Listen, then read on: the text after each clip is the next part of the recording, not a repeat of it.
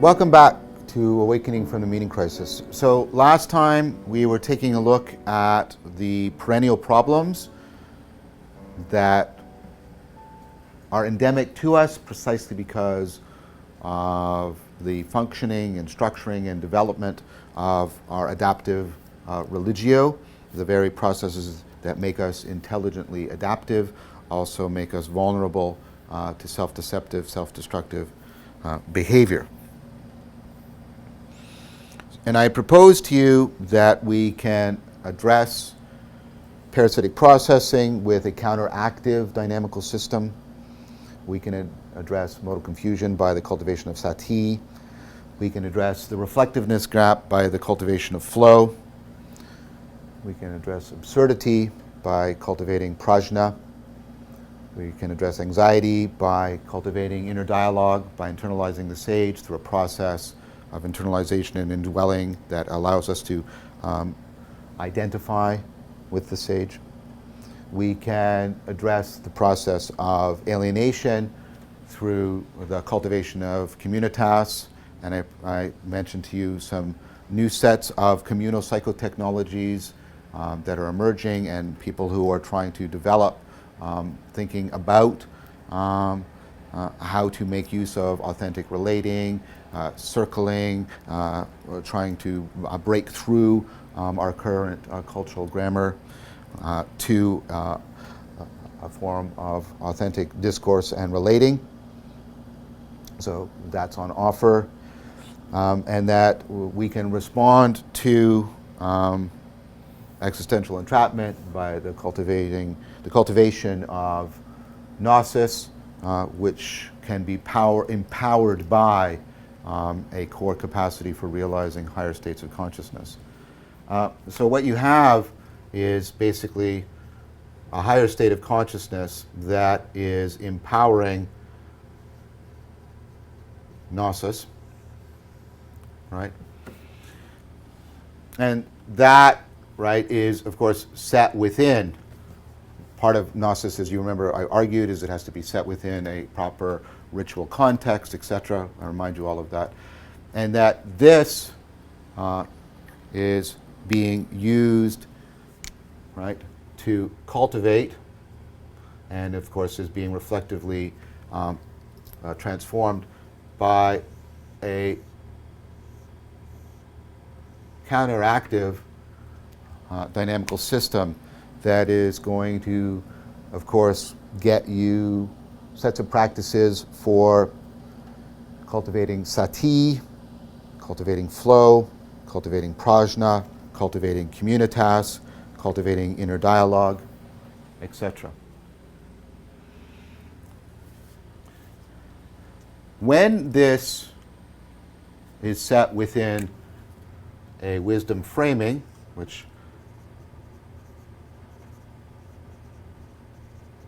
so that comprehensively the person is developing interlocking sets of virtues for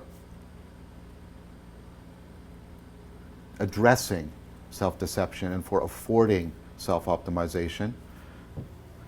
And this results in a reliable response of amelioration and alleviation of the perennial problems. I would say that's enlightenment, at least the enlightenment that I'm trying to reverse engineer. The components can each ultimately be explained and understood by our best cognitive science, I believe. At least I've given you reasons that we can rationally hope that. What, of course, needs to be done is to still try and articulate wisdom from a scientific perspective. And, of course, that is one of the most exciting things that's happening right now, something that I am privileged to participate in. All of the ongoing scientific work, with the psychological, cognitive scientific, even neuroscientific work on what does wisdom mean and how can we cultivate it. And there's just so many people, and we're going to talk about that at length. But we need to do something else, because we need to talk about the way in which this whole project, as I said, can be delegitimized, undermined, and eroded if these whole sets of practices can't be situated within a encompassing and welcoming worldview.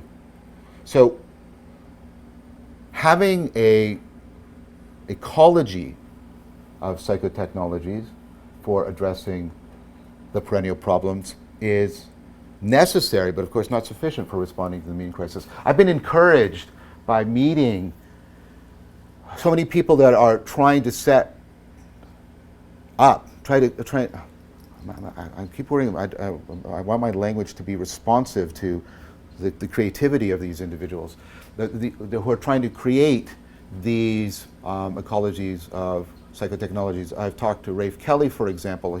He's done some amazing work on trying to bring together aspects of parkour, the martial arts, people doing something like the circling practice, right? And again, create this ecology of practices.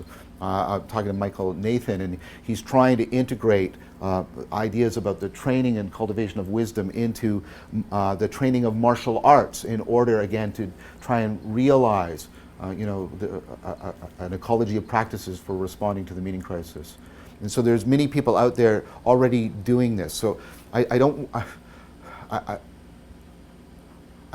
want to indicate that I'm pointing to something that people are already doing. I'm not trying to take credit for it, but I'm hoping that, and this, I'd be getting some supportive feedback, that the work I'm doing here with you of trying to articulate that can help facilitate these groups and help them coordinate and communicate and potentially commune with each other in a mutually beneficial fashion. So a couple more things. We need to go back to this. We need to talk about the integration with the historical forces, because there's a particular issue that comes to the fore. So this is the plan for going forward. Let's talk about the interaction between the historical forces and the perennial problems. And let's talk about more explicitly, can we respond to the loss of the three orders and the worldview misattunement? And then what that would look like. And again, I'm not proposing to found. I'm trying to just talk about what I see emerging and hopefully give some suggestive steps towards, can we get that religion that's not a religion? And then put that into dialogue with other people who have engaged in a similar project, people like Tillich and Young and Corbin and Barfield. And so that we've got at least, I hope, a very rich dialogue with a lot of momentum to it for trying to get to this religion that's not a religion. Okay.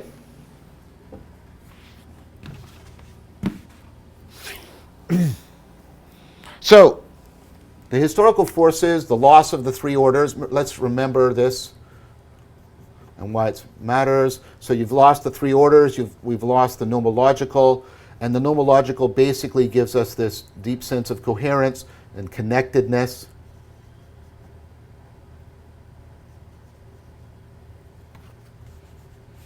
Right, that is so central. We know from our current work on meaning in life, we lost the normative order,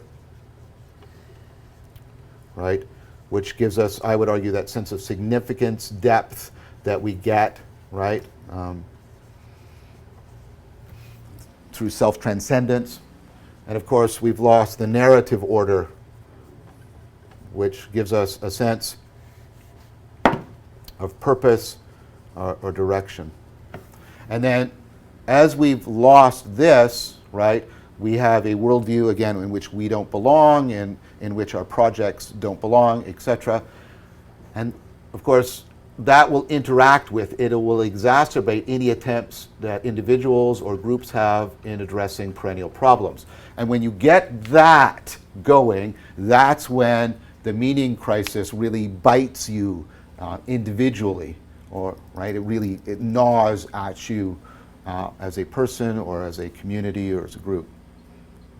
Now I want to talk about, first of all, this interaction because it brings up a particular problem. And here again I'm going to point to the seminal work of Woolf on her book on meaning in life and why it matters.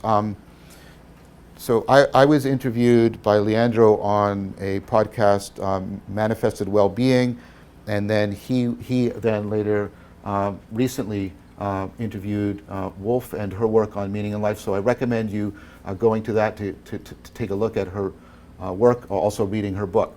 Now, if you remember, she says that meaning in life is ultimately about a kind of deep connectedness that we want. So we have all these metaphors. We want to be connected to something larger than ourselves, bigger than ourselves, etc. And that's what makes our life meaningful. And of course, it's this notion of connectedness.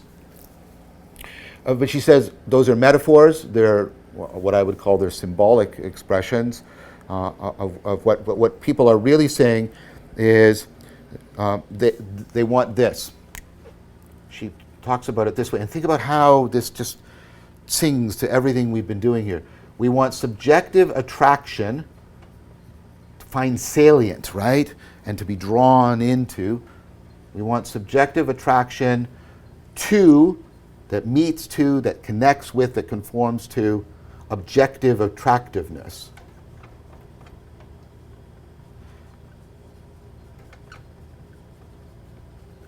Right? So notice here, of course, the transjectivity here, that it's actually in here that the meaning is to be found. And notice also the connectivity and how much this is, the relevance realizing, the deep connection, the deep caring, the deep involvement, the deep participation. Okay, so that all lines up, but then, of course, and here's where this and this interact, right? What happens is, she says, because of this, we know there's no such thing as this. We know there's no such thing as this. The scientific revolution and the loss, there's nothing that is objectively attractive, right? This is a particular grammar, right? This is the grammar again that, right?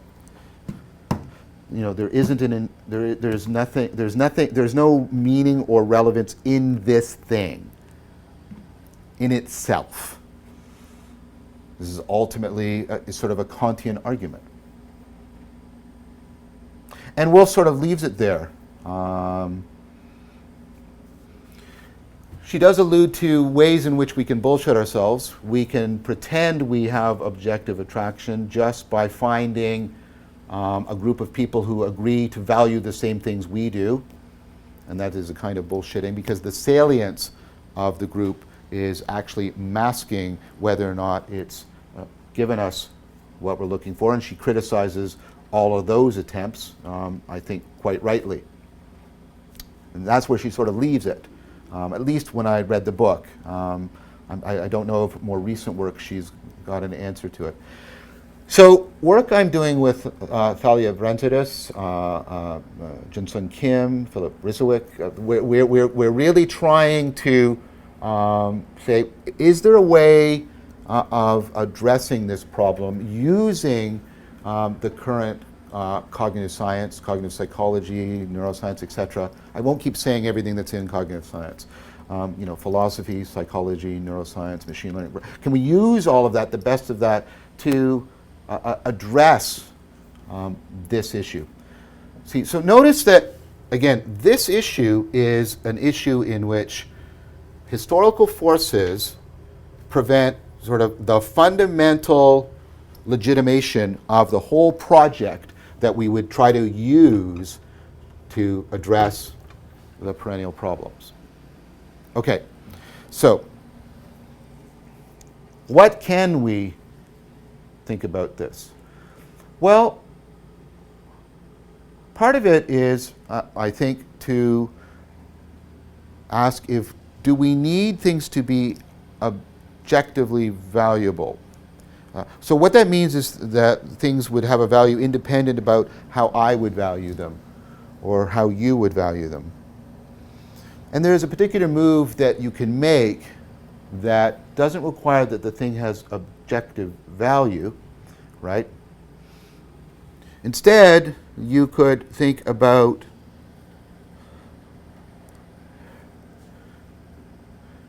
the set of characteristics that need to exist in order for meaning to be created. So what I'm trying to point you towards, and we have to go very delicately, right? I'm trying to point you towards that it's actually the transjectivity of the relationship that we need. And we don't really need objective attractiveness. That's not quite right. So let's think about this. Relevance realization is inherently interested in itself because, as I've argued, that's constitutive of it being a self-organizing, self-correcting, self-optimizing, self-developing, evolving process. Relevance realization is not something in me. It's not something in the world. It emerges in the affordances that are co-created by the world and myself. It's bidirectional in that fashion. So, what I need to be connected to, I would argue, is I need to be connected to I need to be connected to those conditions that afford relevance realization itself. Those conditions that satisfy my inherent valuing of the relevance realization process itself. So, what does that mean? What that means is I ultimately want to care about the conditions that afford meaning making itself. Those conditions, right, are universal in a sense. Not in the sense that they are the same environmental conditions or the same psychological, but the same set of conditions that make possible and afford meaning making itself. Now this sounds all very abstract, and now I want to try and turn it around, and this is something that I'm arguing for, right? That when we care to create the conditions of meaning making because we find them inherently valuable, because that is constitutive of our capacity to be agents and to value anything else. When we're doing that, what we're actually engaging in is agape. Agape is to love for its own sake the process of meaning making. And the process of meaning making is the process of being a person. Ultimately. This is agape. And that's why, of course, the things that contribute most significantly to meaning in life is our sense of being connected to other people, agapically.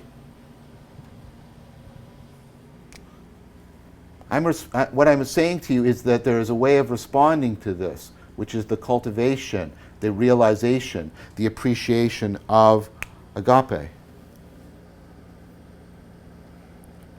And you say, but there's no objective value to meaning making. Of course there isn't. But it's not subjective or arbitrary. It is transjective. And it is, in that sense, transcendental. In a Kantian sense, it is what I'm involved with are the very conditions on the possibility of meaning making itself. So to agapically love people, of course, is not just to be directed at that body and mind, it's to be directed at their conditions, their community, their environment, their development, their education. That's agape.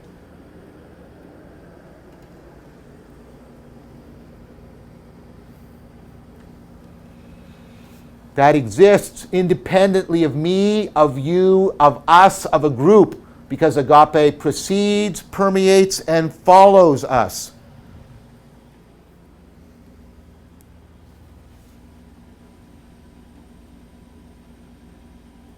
So, part of what it means, therefore, and of course this was also part of the tradition, but it becomes especially pertinent for us. Part of how enlightenment has to be for us is that whatever machinery we craft together for addressing the perennial problems has to be integrated, grounded in an agapic way of being. And then that, of course, makes sense, too, if you think about being within the being mode, having an I-thou relationship, etc. We have to care about the conditions that make any caring possible.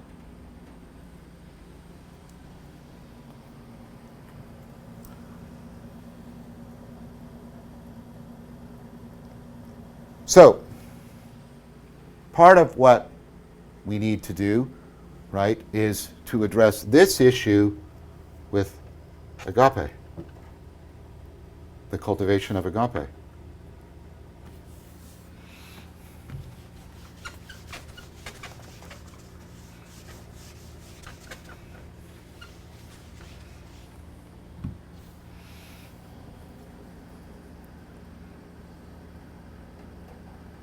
I think we should ultimately see agape as our deepest appreciation for the caring that is intrinsic and constitutive to the relevance realization that makes both the agent and the arena possible.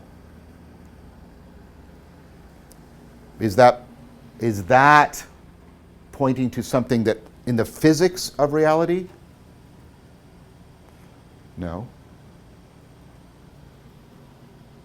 But it is pointing something, is it therefore just pointing to something that's romantically dwelling within my subjectivity? No.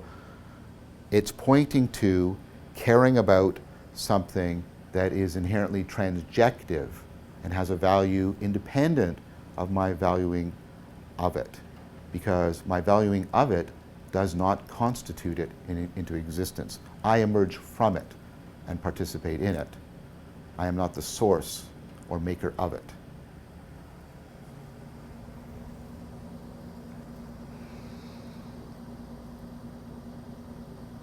What about the historical factors, the historical forces? So we've lost the three orders.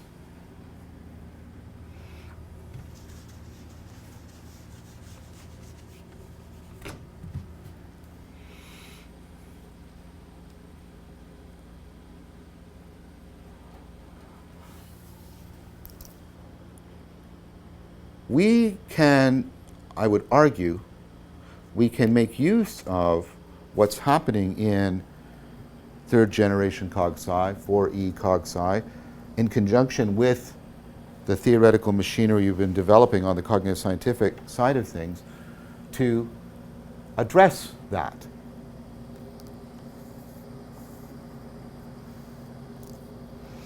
The way I want to do this is I want to make use of an article by Francisca Varela.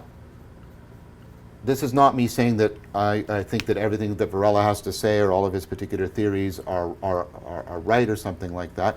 But Varela is one of the founding figures of third generation 4E cognitive science. Of course, that work has been developed significantly since him. And that's why it's important to only see him as a founding figure, not as the final figure. The seminal work of Evan Thompson. If you want to see these ideas taken into a depth, get Evan's book, Mind and Life. It's just a fantastic book. We talked about this, the deep continuity hypothesis, and how it resituates us, right, into an order. Because there's a continuity between the principles of cognition and the principles of biology, and then the principles of dynamical, self-organizing physical systems. Okay? But I want to pick up on this because I want to pick up on something that he said, because he writes this piece and it's sort of it's simultaneously argumentative and autobiographical. And he wrote it in 2000. It's in a book called The Psychology of Awakening. And he talks about what he calls steps towards a science of interbeing, unfolding the Dharma implicit in cognitive science. So he relates the following thing. He was he'd been asked to write an article about sort of, and around 2000 is when third generation cog-sci was really starting to develop. It was asked to write an article, sort of, what are the main insights or claims about this? And I want to go through that and sort of unpack them a bit, and then also unpack the elements. So, sort of, what are the insights of third generation cog-sci? And I have been trying to exemplify them for you. I've been trying to exemplify them in all of the lectures throughout the whole of the series, but especially since episode 25. Third generation cog-sci. And unpack the 4 E's. I actually think there's sort of 5 E's, but what's also called 5E cognitive science. And how does it address these the three orders? Well, he says, as he was doing this, what kept happening to him is as he kept articulating to himself the insights that were central to cognitive science, he found that he was constantly saying things that he found consonant with the Dharma, the central teachings of Buddhism. So he found this deep resonance between the science and a particular path whereby individuals and communities actually cultivate meaning, wisdom, etc. So he lists the first one, and this is one of the 4 E's of cognitive science, the issue of embodiment, that we're deeply embodied.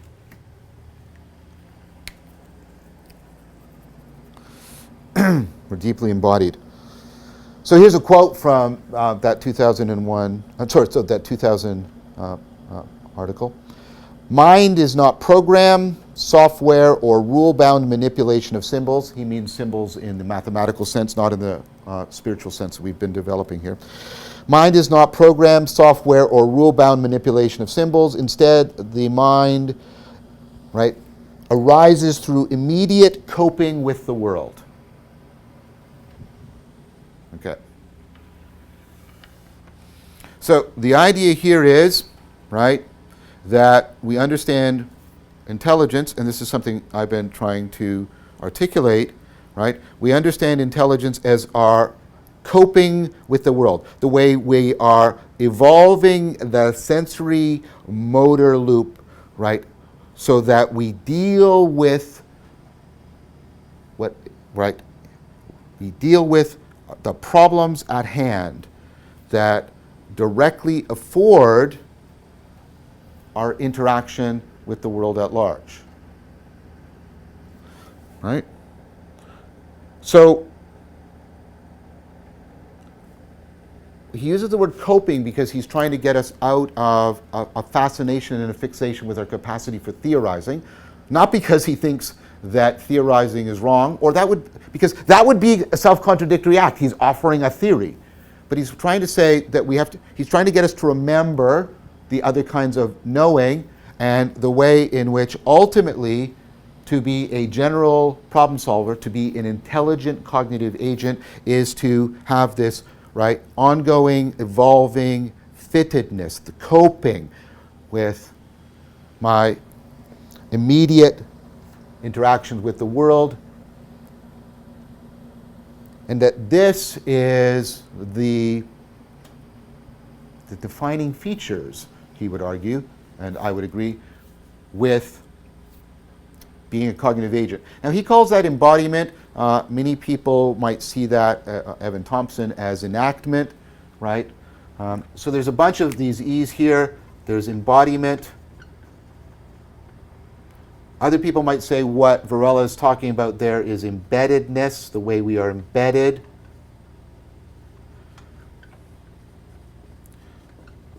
Enactive, this is Evan Thompson's idea that cognition is inherently something we enact, right?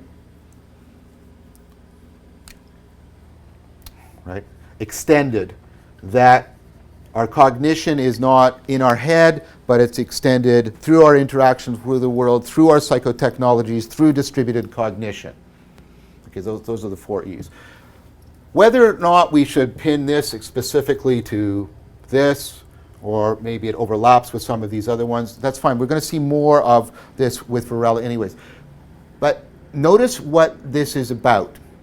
The embodiment is about the idea that, right, there is a deep continuity between your most abstract cognitive abilities and your most, well, embodied sensory motor action. I've tried to argue that you can see this in the following way, that your cognition is ultimately dependent on, grounded in, the relevance realization, and the relevance realization is ultimately grounded in your bioeconomy. Your body is not some clay that you drag around in our Cartesian fashion. Your body is a bioeconomy that enacts logistical norms of efficiency and resiliency that constrain your cognition so that it continually evolves its fittedness to the world. There's a deep continuity between cognition and biology. And of course, the biology is deeply embedded. You are engaging in what biologists talk about as continual niche construction.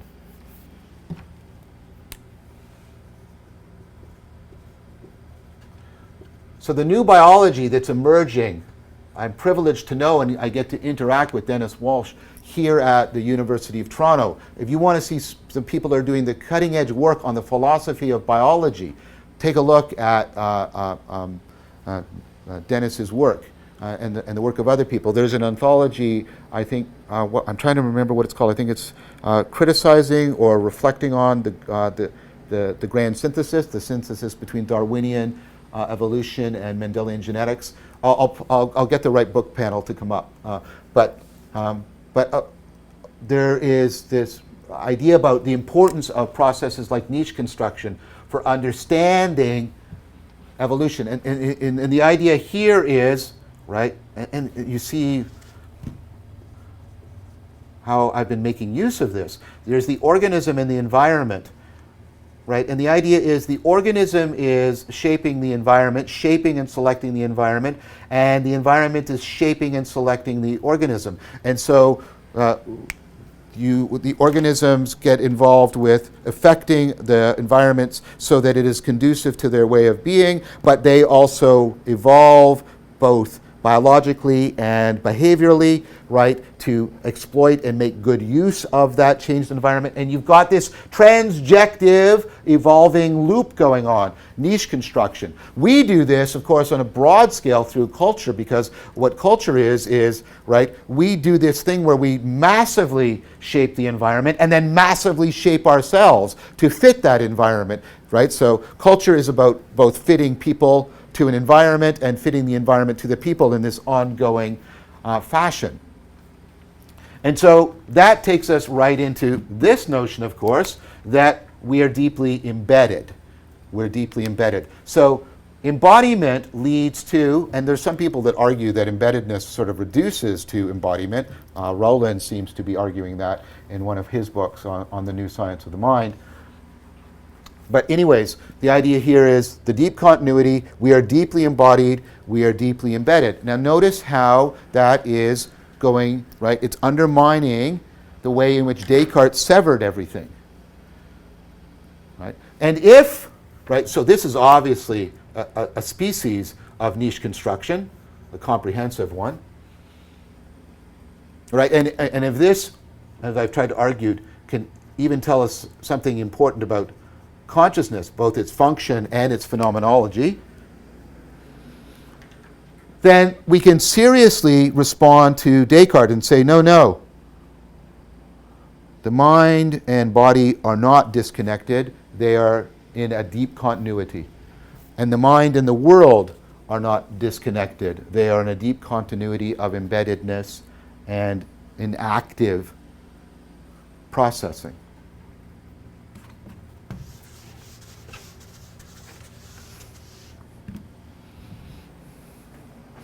So,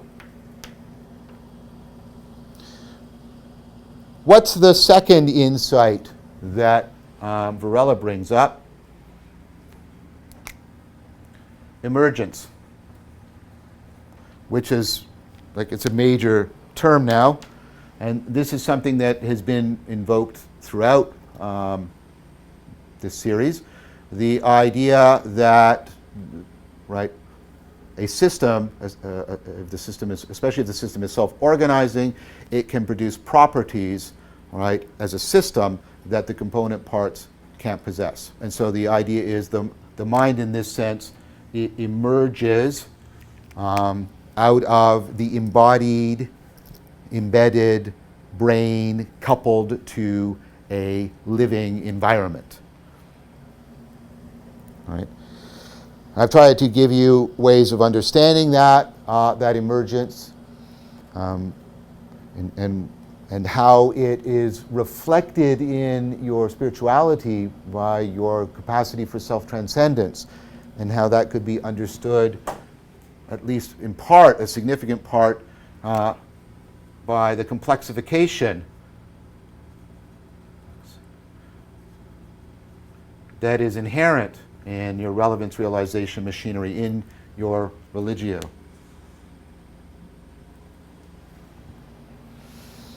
So what does this mean for us? This means that we are starting to get something like a vertical dimension back to our ontology. Not a two worlds vertical dimension, but the idea of emergence through complexification of, right, things like biology. So you've got self-organizing things, and they already, right? So what processes, like the processes, combustion is self-organizing, a tornado is self-organizing, erosion is self-organizing, evolution is self-organizing. And the thing is, particular kinds of self-organization, like evolution, can produce things that are more than self-organizing. They are self-making. This is Varela's notion of an autopoietic system. There's lots of controversies around this, right? And I don't think I don't think it solves everything that Vervaeke thinks it solves, but it is definitely the case that, unlike a tornado, I am a self-organizing thing that self-organizes such that I seek out those conditions that protect and promote my agency, right? And then, of course, the self-making things, right, they can become, right, more than just self-making things, they can become self-identifying things. You can become a reflective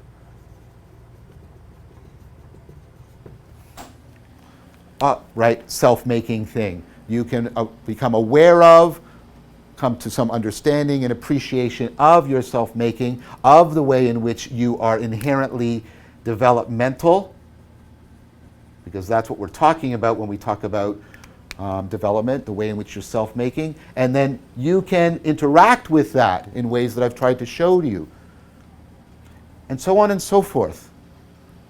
Okay? And so self-transcendence, and notice what's happening here. A normative order is being given a metaphysical backing.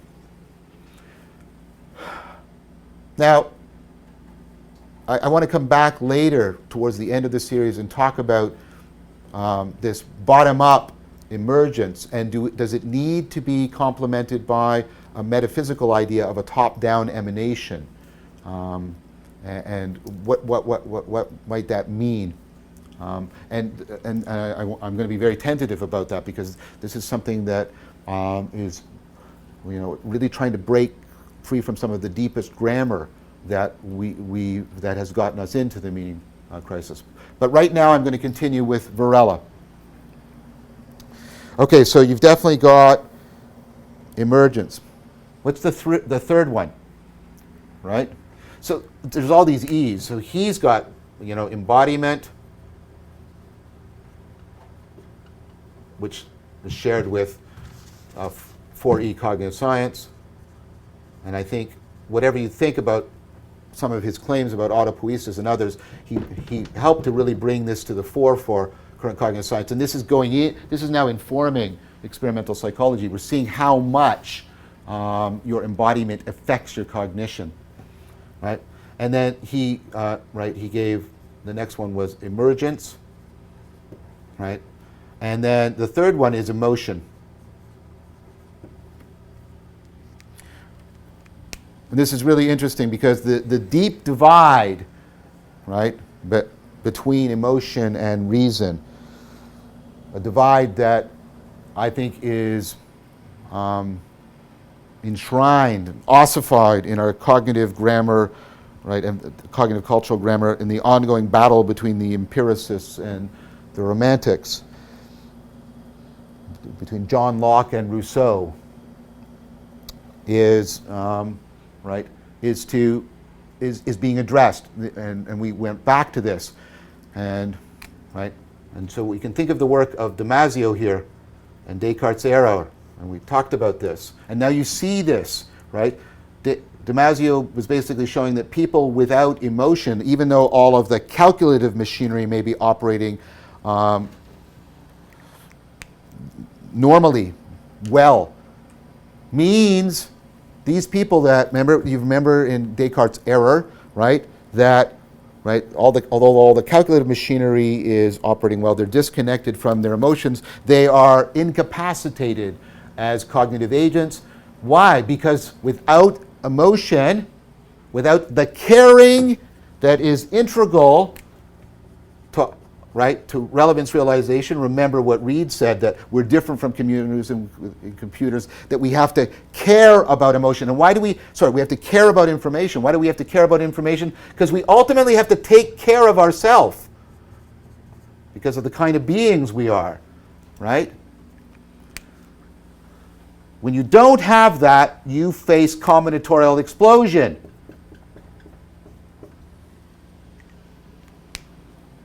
There's a deep interconnection between being embodied, being a relevance realizer, and having emotions.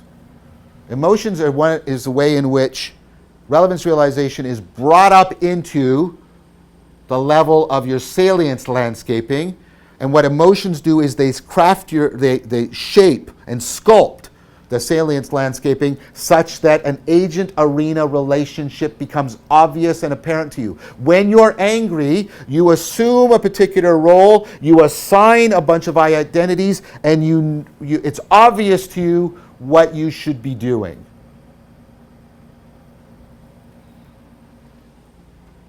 I would make this prediction, that as we move towards making, and we're going to come back to this issue about artificial general intelligence, as we move towards making artificial general intelligence, we're already having to give these machines something deeply analogous to attention, and we're going to, I would predict, have to give them something analogous to emotion.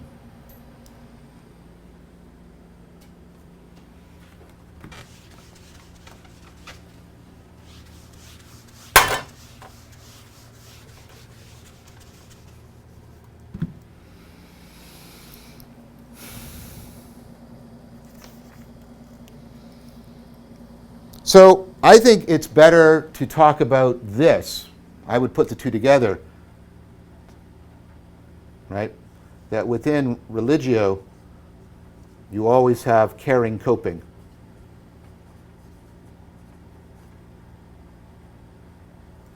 Caring coping.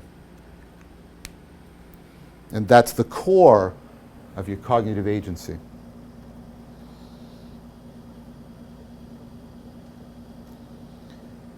The emotion also carries up to the relationship, and of course this goes back to agape, that emotion is how we coordinate the attachment. I don't mean it in the Buddhist sense, I mean in the psychological sense. The attachment relationships between individuals such that we create persons.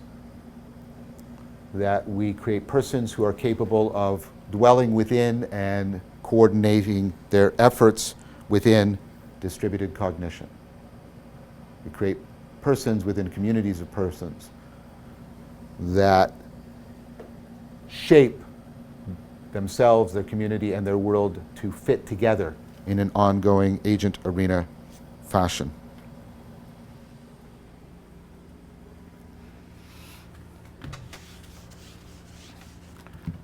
The last he points to is kind of excellence.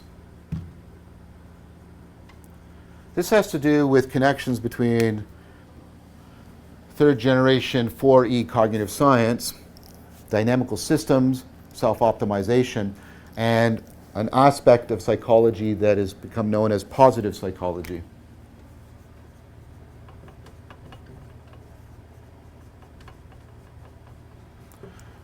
Positive psychology is a way of doing psychology that is complementary to our standard way. Our standard way of doing psychology is to see how things break down, how they fall apart. And there's two, I believe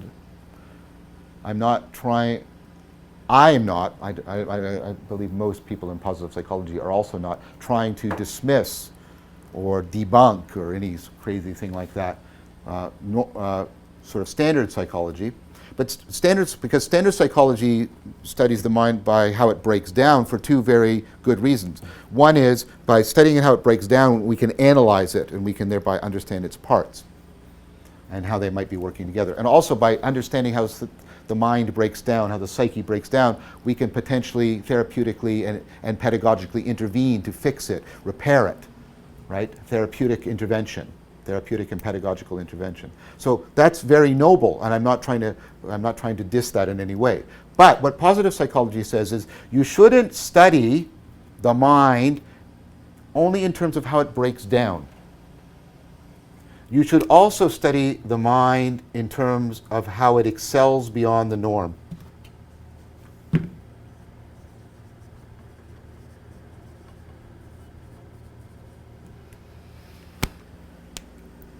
How do all the pieces fit together in a way? See, your brain is a machine of machines that can make itself into a new kind of machine. How can the brain how does the brain, the embodied, inactive, embedded brain, body, sensory motor loop, mind, how does it transcend itself? How does it excel? We should study individuals who have optimized their cognition better than the norm. Because here's the idea. Very often, you can only understand something deeply, not only in terms of its parts and how it breaks down, but you can only understand in terms of the whole and how it excels, because that reveals properties and powers that you don't see in the norm.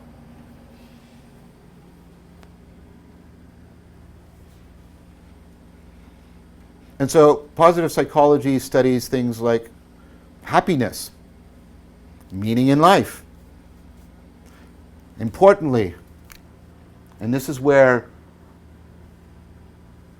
4E Cog Sci and positive psychology really come together, wisdom.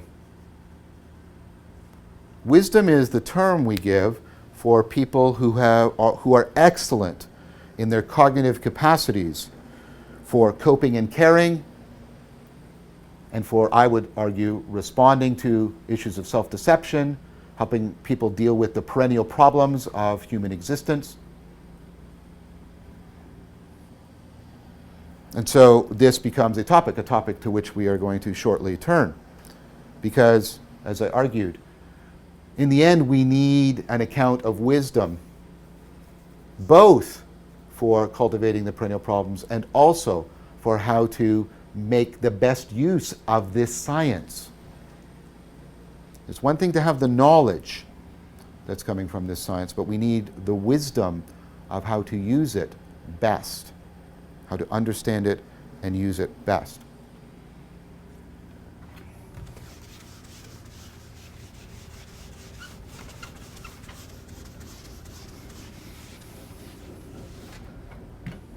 The deep continuity and emergence and development, they give us back a nomological order. We see how we fit in, how we belong. And we see how our meaning making belongs, fits in. We see a normative order. We see what it is to self-transcend. We have to do more on this, especially with the topic of wisdom, but how it is we can cultivate enlightenment, how it is we can respond to the perennial problems.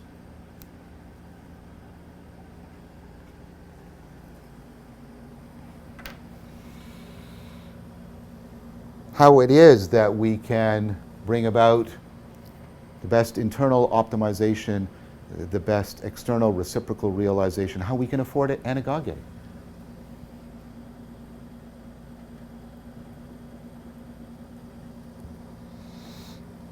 I think this brings with it an important point.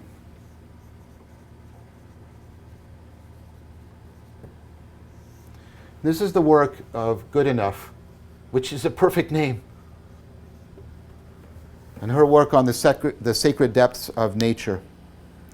And she talks about how, as a scientist, and she's trying to recover the sacred depths of nature, sacredness, awe and wonder, in a way that helps her cultivate wisdom. And of course, transcendence is integral to this. And she talks about that we must, and you can see what she's doing. She's trying to challenge the fundamental grammar that we've inherited from the Axial Age. She talks about a new sense of transcendence. Instead of transcendence above, which of course invokes the two worlds mythology, what she talks about is we need this new sense, transcendence into. Transcendence into the depths of nature. Transcendence, I would also argue, and I don't see her as opposed to this, I see her actually enacting it, transcendence into the depths of the psyche, and the two deeply integrated and coordinated together in reciprocal realization. Remember, the opposite of reciprocal narrowing, the reciprocal opening up, the mutual disclosing, which is experienced as a kind of love. Transcendence into.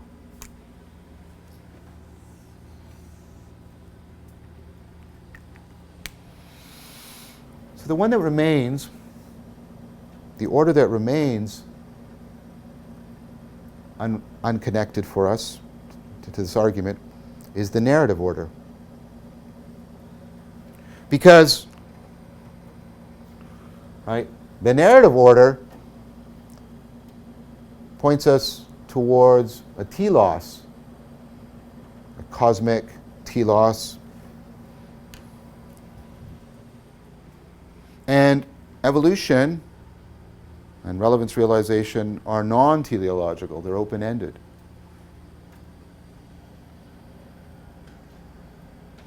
So, if we're looking to find something that will bring back the narrative order in that sense, I don't think we can find it. But perhaps we should think differently about the narrative order. Perhaps we should think of the narrative order now as more to do with gnosis, We should think of it as an open-ended optimization, an open-ended optimization. And that we may have indispensable need for symbols and stories to afford that, but we do not need to think of those symbols and stories as existing independently in the structure of reality. We certainly don't want to get back to utopic visions or their antithesis in nostalgic visions, because both of those have been the source of a lot of suffering and distress. Is it possible, because you see this in Stoicism, you see this in Buddhism, you see this in Taoism, is it possible to move to a post-narrative way of being, in which we are concerned not with our historical narrative, our horizontal identity, but we're concerned with the depths to which we are capable of living? That perhaps what we need is not a grand purpose, a narrative of a grand purpose that is connected with the history of the cosmos. Perhaps instead, we can move to getting beyond a narrative way of conforming to reality to a post-narrative, the kind of experience people have in higher states of consciousness, where the narrative drops away and nevertheless they experience themselves as deeply connected, deeply at one with themselves and with reality. And that this seems to have given their life, these moments, a significance to it. And again, there's no mystery to these higher states of consciousness, because there is no theoretical mystery, because there's the cognitive continuum from fluency to insight. We're just exapting the machinery over and over again to flow, to mystical experiences that drive transformative development, the higher states of consciousness. We'll take a look at this proposal, drawing this all together, coming back to talking about the religion that is not a religion, to setting up the discourse with people like Tillich and Barfield and Jung and Corbin. And we also need to come back and take a look at the cognitive science of wisdom, because all of this is being done within a wisdom framing, the wisdom that captures the excellence, which was the fourth insight of Varela. Thank you very much for your time and attention.